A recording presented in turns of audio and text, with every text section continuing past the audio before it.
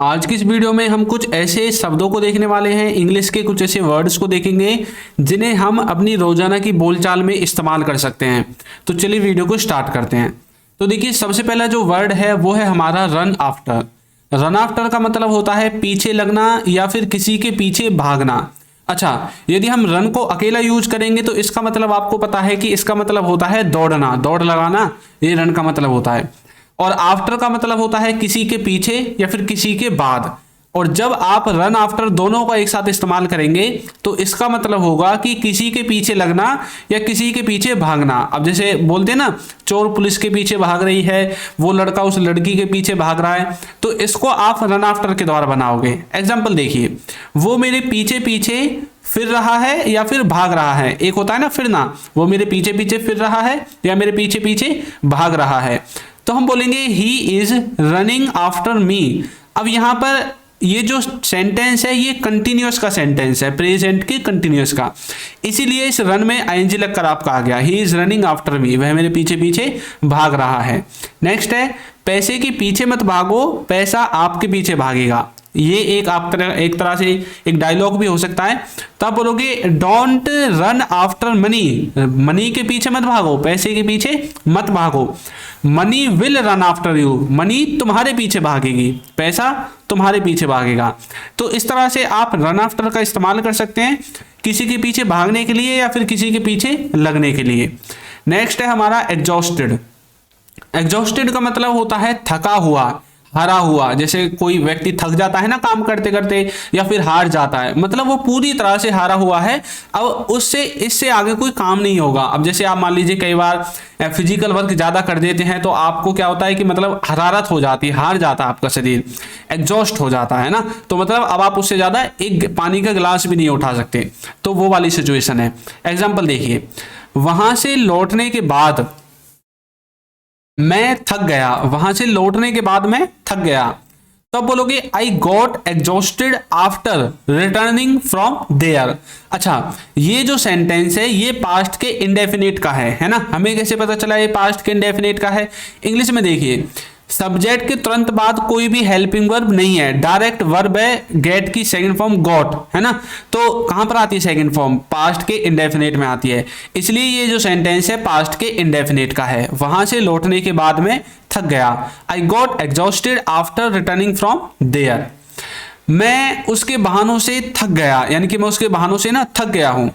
तब बोलोगे I have been exhausted of his excuses. ठीक है, तो इस तरह से आप एग्जॉस्टेड का यूज करेंगे कि थका हुआ या हारा हुआ वाले सेंस में। नेक्स्ट है एबिलिटी।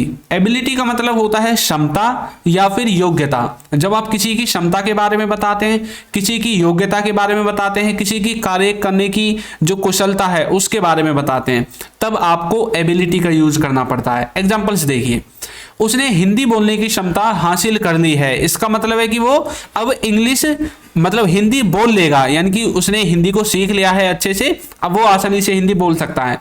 तो अब बोलोगे he has acquired the ability to speak Hindi, मतलब उसने हासिल कर ली है क्या? क्षमता हिंदी को बोलने के लिए।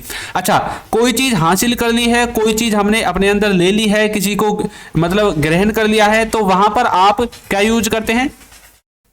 वहां पर आप एक्वायर का यूज करते हैं। और यहां पर हैज हैव है, तो इसके साथ हमें इसकी थर्ड फॉर्म का यूज करना पड़ेगा, एक्वायर्ड। ठीक है, तो थर्ड पर्सन सिंगुलर है इसलिए इसके साथ हैज आया है। यदि यहां पर ही सी इट के अलावा कुछ और होता, बाई चांस यहां पर यू होता, आई होता, तब हमें हैव का इस्तेमाल करना पड़ता। कैसे बोलते? I have acquired the ability to speak Hindi, इस तरह से। ठीक है, नेक्स्ट है तुम में मेरा काम करने की योग्यता है। तुम में मेरा काम करने की योग्यता है, तो हम बोलेंगे you have the ability to do my work. You have the ability to do my work. ठीक है, तो यू है इसलिए हैव आया, ऊपर ही था इसलिए हैज आया। ये जो दोनों ही सेंटेंसेज हैं, ये दोनों बताइए किसके हैं? ये दोनों ही सेंटेंसेज आप परफेक्ट के लगा सकते हैं। ठीक है, प्रेजेंट परफेक्ट के। एबिलिटी का मतलब होता है क्षमता या फिर योग्यता। नेक्स्ट वर्ड है हमारा एबनॉर्मल। एबनॉर्मल का मतलब होता है जो असामान्य होता है, जो अनियमित होता है। देखिए, नॉर्मल का मतलब होता है सामान्य अवस्था, एबनॉर्मल का मतलब होता है असामान्य अवस्था या फिर अनियमित, जो रेगुलर ना हो, कंटिन्यूटी में ना हो, है ना। देखिए कैसे, फरवरी महीने में गर्म मौसम होना असामान्य है। क्यों? क्योंकि भाई फरवरी जो महीना है, फरवरी का जो महीना है, उसमें तो आप जानते हैं ठंड होती है ना। अब जैसे ठंड का मौसम स्टार्ट हो गया है, तो अभी से नवंबर से ठंड पड़ने स्टार्ट हो गई और ये फरवरी और मार्च के लास्ट तक जाते जाते जाते खत्म होगी, है ना। तो फरवरी में क्या गर्मी पड़ने लग गई, तो भैया ये तो असामान्य घटना है ही। तो कैसे बोलोगे? द वार्म वेदर, वार्म का मतलब होता है गर्म और वेदर का मतलब होता है मौसम। The warm weather in February is abnormal, फरवरी में गर्म मौसम क्या है? एबनॉर्मल है, यानी कि असामान्य है। नेक्स्ट है, अनियमित मौसम होने के कारण हम अपने दिन की योजना नहीं बना सके, क्योंकि मौसम खराब था इसलिए हम अपने दिन की यानी कि जो हमारा डे प्लान होता है उसको नहीं कर सके। तो कोई किसी काम को कर सका या नहीं कर सका। अच्छा, आपने यदि हमारे चैनल को देखा होगा दूसरे वाले को जिसमें हम ग्रामर पढ़ाते हैं, तो उसमें आपने क्या चीज देखी होगी कि कुड का हम इस्तेमाल करते हैं। कोई किसी काम को पास्ट में कर सका या नहीं कर सका, वहां पर हम कुड का इस्तेमाल करते हैं। तो यहां पर कैसे बोलेंगे? We could not plan our day due to abnormal weather, है ना। We could not plan our day, हम अपने डे को प्लान नहीं कर सके। ड्यू टू का मतलब होता है किसी चीज के कारण। किसके कारण? एबनॉर्मल वेदर, यानी कि असामान्य मौसम के कारण हम अपने जो दिन की योजना होती है उसको नहीं बना सके, नहीं प्लान कर सके। इस तरह से आप एबनॉर्मल का यूज करते हैं। नेक्स्ट है कॉन्फिडेंस। कॉन्फिडेंस का मतलब होता है आत्मविश्वास या फिर भरोसा। अब जैसे कई बार बोलते हैं ना, यार इसे ना अपने आप पर घना ही कॉन्फिडेंस है, यानी कि अपने आप पर बहुत ज्यादा विश्वास है ना। तो विश्वास, भरोसा, इसी को हम कॉन्फिडेंस कहते हैं। एग्जाम्पल देखिए, आत्मविश्वास सफलता के लिए बहुत जरूरी चीज है। आत्मविश्वास सफलता के लिए बहुत जरूरी चीज है। तो हम बोलेंगे self confidence is the key to success. Self confidence is the key to success. तो जो सेल्फ कॉन्फिडेंस है ना, वो हमारी सफलता की क्या है? एक तरह से की है। की का मतलब होता है कुंजी है, चाबी है ना, बहुत जरूरी है। नेक्स्ट देखिए, नेक्स्ट है क्रिएट। क्रिएट का मतलब होता है बनाना या फिर निर्माण करना, किसी चीज को बनाना या फिर किसी चीज का निर्माण करना। एग्जांपल्स देखिए, मुझे एक नई वेबसाइट बनानी है। अब देखिए, बनानी है, जाना है, खाना है, कोई काम करना है, वहां पर हम किसका इस्तेमाल करते हैं? हैज, हैव के साथ टू का इस्तेमाल करते हैं। तो कैसे बोलेंगे? I have to create a new website, मुझे एक नई वेबसाइट बनानी है ना। तो आई हैव टू का मतलब होता है कि आपको कोई काम करना है और वो जरूरी है, तब आप उसमें हैव टू का इस्तेमाल करते हैं। I have to create a new website. तो क्रिएट का मतलब होता है बनाना या बनाने, ठीक है, किसी चीज का निर्माण करना। एक और देखिए, उसने कई प्रसिद्ध चरित्रों का निर्माण किया है। उसने किसने? टीचर ने। आपका टीचर ही तो होता है जो बच्चों को पढ़ाता है, उसके बाद बच्चे आगे जाके कोई ऑफिसर बनता है, कोई कहीं पर लगता है, कोई डॉक्टर बनता है, कोई इंजीनियर बनता है। तो मतलब उसने कई प्रसिद्ध चरित्रों का निर्माण किया है। हम किसी को देखकर बोल रहे हैं, कोई टीचर है, कि भाई इसने कई मतलब जो इंपॉर्टेंट कैरेक्टर्स हैं ना, फेमस कैरेक्टर्स हैं, उनका निर्माण किया है। तो कैसे बोलेंगे? निर्माण किया।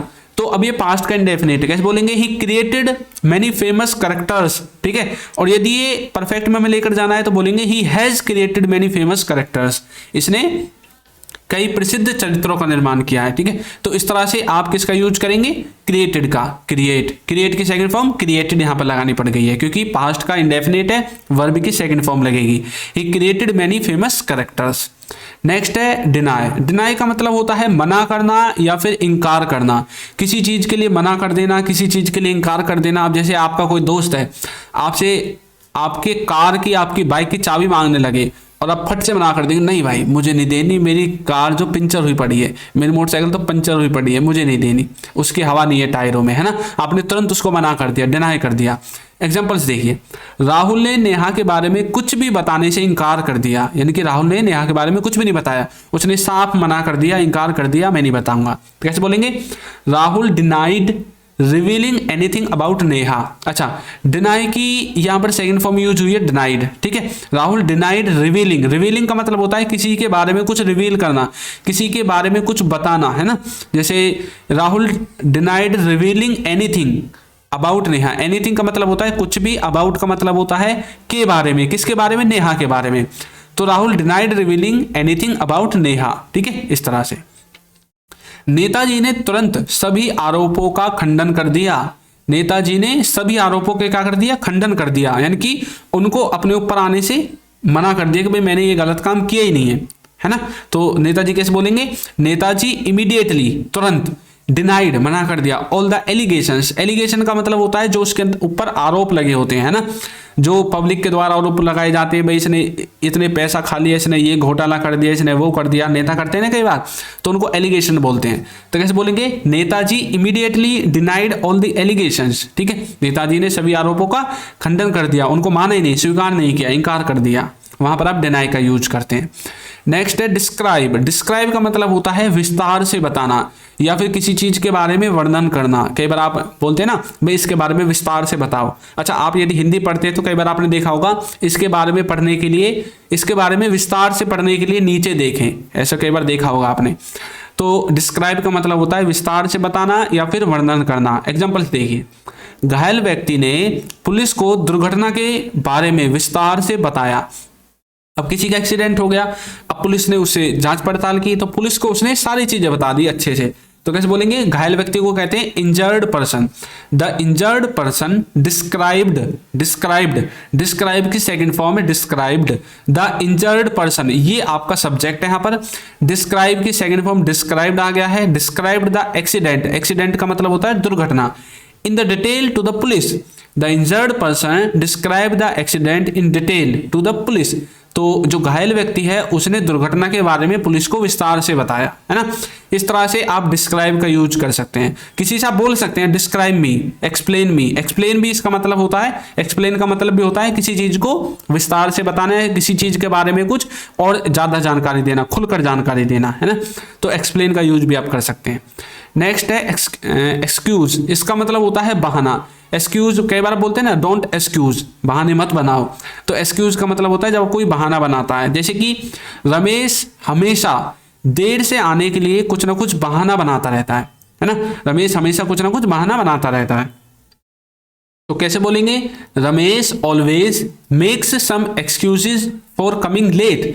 रमेश हमेशा देर से आने पर बहाना बनाता रहता है, कुछ ना कुछ बहाना बना ही देता है।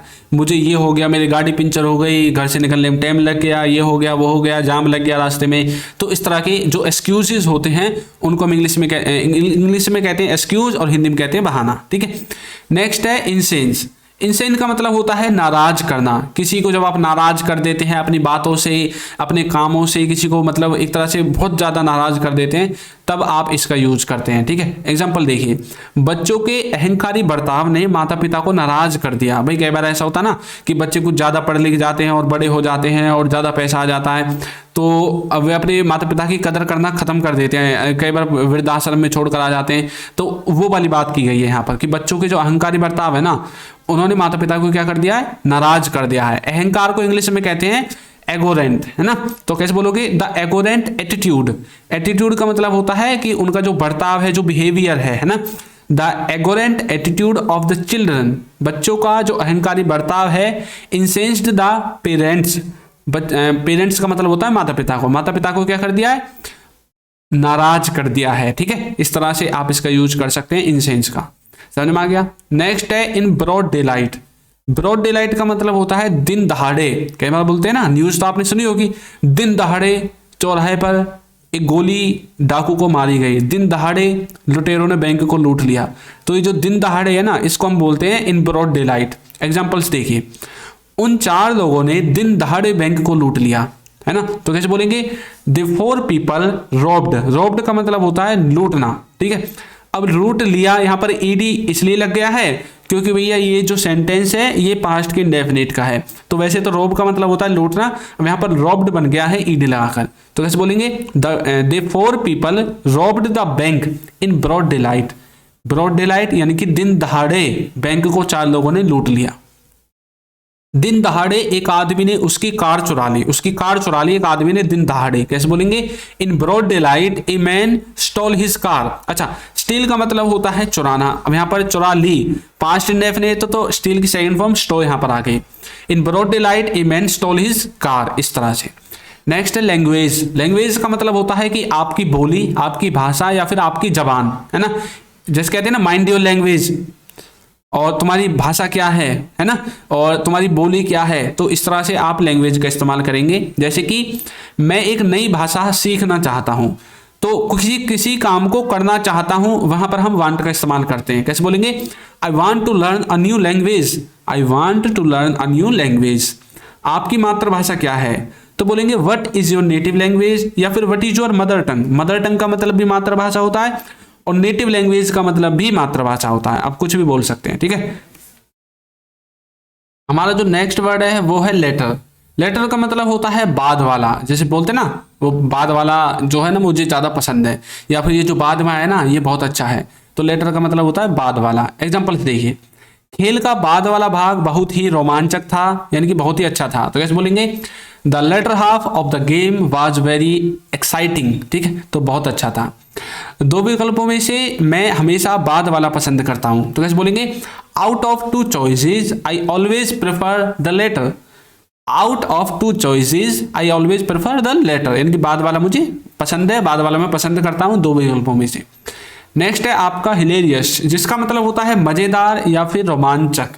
कई बार ऐसा होता है ना, मजेदार वीडियोस आप देख लेते हो इंस्टाग्राम पे, फेसबुक पे, यूट्यूब पे, तो आपको हंसी बहुत ज़्यादा आती है, बहुत ज़्यादा आपके लिए मनोरंजक होता है वो, तो कैसे बोलेंगे? हम लोगों ने उसके मजेदार वीडियोस का आनंद लिया, तो कैसे बोलेंगे? We enjoyed his hilarious videos. अब यहाँ पर जो ये सेंटेंस है ये पास्ट के इंडेफिनिट का है, क्योंकि देखिए सब्जेक्ट को तुरंत बाद यहाँ पर वर्ब की सेकंड फॉर्म है। वी इंजॉयड, हमने इंजॉय किया, हिज हिलेरियस वीडियोस, उसकी मजेदार वीडियोस का। आपको यह किताब अवश्य पढ़नी चाहिए, यह मनोरंजक है, तो बोलेंगे you must read this book, it's hilarious, यह बहुत ज्यादा मनोरंजक है, आपको ये बुक अवश्य पढ़नी चाहिए, ठीक है। इस तरह से आप इसका इस्तेमाल करेंगे। नेक्स्ट है मीन। मीन का मतलब होता है इरादा या फिर साधन, जैसे कि मेरा इरादा आपकी भावनाओं को ठेस पहुंचाना नहीं था, तो कैसे बोलेंगे? I didn't mean to hurt your feelings, I didn't mean to hurt your feelings, मेरा इरादा आपकी भावनाओं को ठेस पहुंचाने का नहीं था। हमारे देश में परिवहन के अनेक साधन हैं, तो बोलेंगे there are various means of transport in our country, there are various means of transport in our country. हमारे जो देश है इसमें क्या है, परिवहन के बहुत सारे साधन हैं, बस से भी जा सकते हो, हाथ देकर किसी मोटरसाइकिल वाले को भी रोक सकते हो, ट्रक को भी रोक सकते हो, है ना, और रोडवेज बस, प्राइवेट बस, बहुत सारी बसें हैं। नेक्स्ट है मेजर। मेजर का मतलब होता है उपाय करना या फिर मापना, किसी चीज को मापने को भी मेजर बोलते हैं, जैसे कि हमें अपने पर्यावरण की रक्षा के लिए उपाय करने की जरूरत है, तो हम बोलेंगे we need to take measures to protect our environment, we need to take measures to protect our environment, हमें अपने पर्यावरण को बचाने के लिए उपाय करने की जरूरत है।